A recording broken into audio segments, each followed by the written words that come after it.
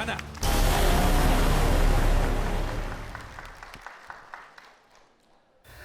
Pa, naalala ko, nung bata pa ako, lagi mo akong sinasama sa mga lakad mo. At ang dami kong natutuhan. Ang dami mong itinuro na hanggang ngayon nagagamit ko, ikaw pa, ang superhero ko. Lalo na tuwing may mga nangaapi sa akin. Laging naroon ka para ipagtanggol ako doon sa lugar natin kapag kasama kita. Para bang ako ang pinaka-boss sa lahat. At tila silang lahat na nakakasalubong napapabalikwas ang lakad at lahat ng yun nagbago. Dahil naging pasaway at pabaya ako. Alam ko pa na ang dami kong kasalanan sa'yo. Nakapanakit, nakagulo, kinagalitan ng maraming tao na damay sa kalokohan ko maging ang dignidad at pangalan mo, oo. Oo, hindi ko noon nakita ang paghihirap mo sa akin.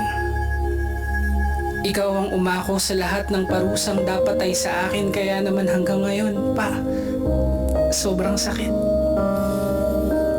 Bakit hindi ko nasabi sa'yo kung gaano kita kamahal? Kaya kahit sa huling hantungan mo na lang, sinimulan kong magdasal.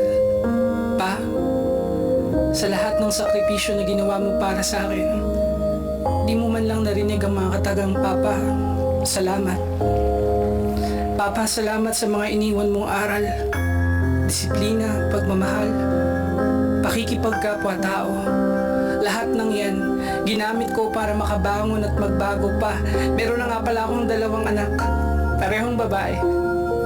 Lahat ng itinuro mo sa akin, ihahayag ko sa kanila para maiwasan ding maging, alam mo na, salbahe.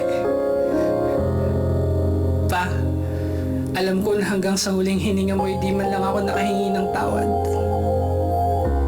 Pero kung nasaan ka man, hiling kong nakikita mo ko ngayon. Pinapalakpak ang iyong mga palad.